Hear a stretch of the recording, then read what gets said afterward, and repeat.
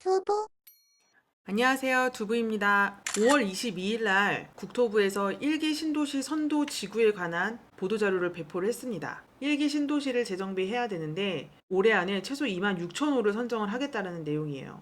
1기 신도시는 노태우 정부 시절에 대한민국 역사상 최대 주택 건설 프로젝트로 시작된 거고 현재는 3기 신도시를 진행 중에 있죠. 즉 1기 신도시는 1991년에 입주를 시작을 했으니까 약 33년 정도가 된 거죠. 굉장히 오래됐고 그만큼 낙후되었기 때문에 재건축 재개발에 대한 이슈는 끊임없이 제기가 되었습니다. 지도 보시면 지금 노란색 부분이 1기 신도시고요. 서울을 중심으로 서울로의 접근성이 다른 2기나 3기 신도시보다 더 좋습니다. 선도지구로 선정하겠다는 곳이 천당 밑에 분당이란 말 있잖아요. 가장 유명한 곳이 분당이니까 여기가 8,000호, 그리고 고양 일산이 6,000호, 그리고 나머지가 다 4,000호씩으로 배분이 되어 있어요. 이렇게 선정된 선도지구는 일종의 모범을 보이는 시범단지예요. 정부가 이렇게 대대적으로 발표를 했고 시범단지로 선정된 거니까 모범을 보여야겠죠. 그래서 정부와 지자체가 손을 잡고 재건축 사업에 엄청나게 속도를 낼 겁니다. 근데 과연 이게 계획대로 흘러갈까요? 영상을 쭉 보시면 생각이 달라지실 수 있습니다. 이번 계획이 얼마나 파격적인가? 우선 1기 신도시 정비해야 될 그 주택 물량의 10에서 15% 정도 수준이에요. 원래는 5% 정도였는데 이걸 이 정도까지 끌어올린 거면은 파격적이긴 하죠. 그리고 매년 일정 물량을 선정을 해서 순차적으로 재건축을 추진을 할 거래요. 그래서 표를 보시면은 이게 연도별 정비사업 선정 기준 물량안인데 2024년 올해 이 물량 아까 말씀드렸던 최소 2만 6천 호에 해당하는 거고 맨 위에 분당만 보실게요. 2024년에 8천 호, 25년에 약 6천 호, 26년에 5천 호 이런 식으로 쭉 점차적으로 추진을 해서 2033년까지 총 8만 4천 호를 재건축을 하겠다 이런 계획입니다. 자, 물량은 알겠어요. 그러면 어떻게 진행할 건데? 이거에 대한 세부적인 일정 계획표도 발표를 했습니다.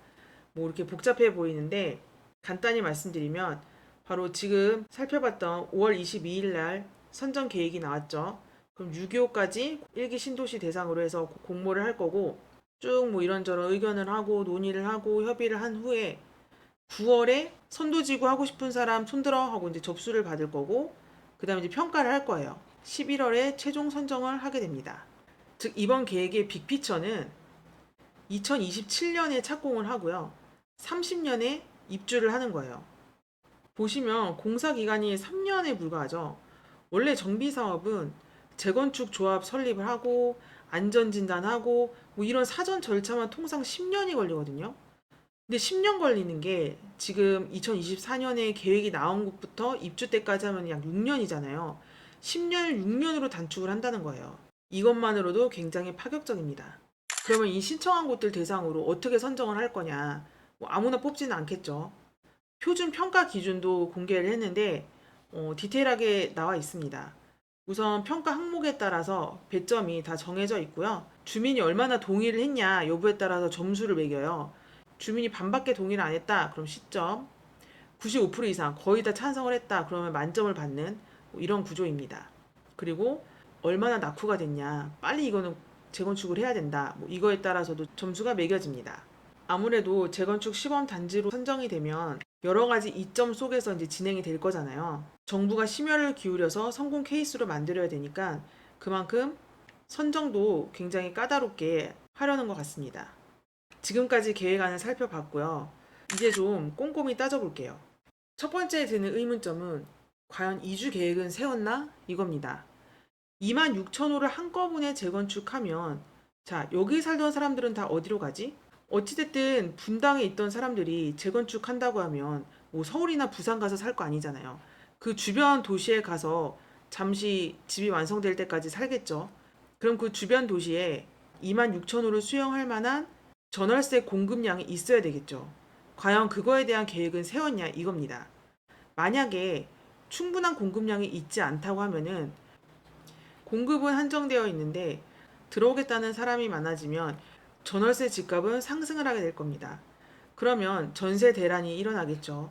보통 전세값이 오르면은 매매값을 끌어올리기 마련이죠. 그러면 이 지역 중심으로 집값이 상승을 하게 될 겁니다. 물론 이거에 대한 계획도 발표를 했어요.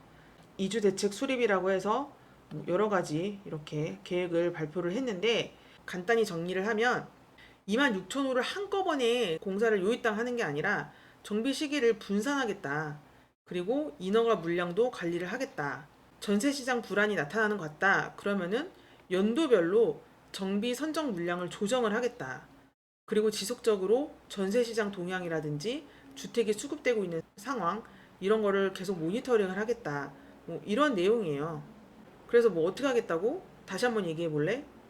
좀 두루뭉술하고 충분히 설득력이 있어 보이진 않습니다.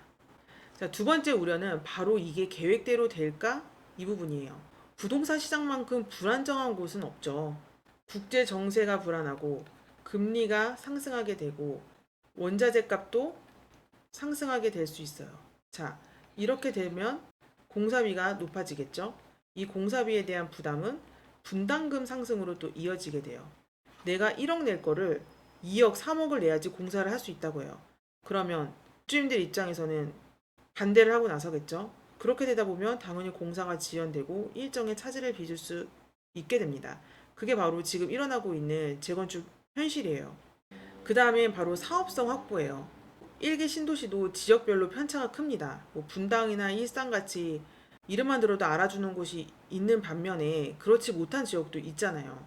그러면 재건축을 하고 일반 분양이 잘 나가야지 공사비를 회수하고 사업성을 확보를 할 수 있는 건데, 그렇게 인기 있는 지역이 아닐 경우에는 계산기 두들겨 보고 과연 건설사들이 들어온다고 할까요? 건설사들이 손을 들지 않으면 아무리 선도지구로 선정이 되어도 공사가 진행될 수 없겠죠. 바로 이런 부분에 대한 계획은 세워놨는지에 대한 의문점이 듭니다.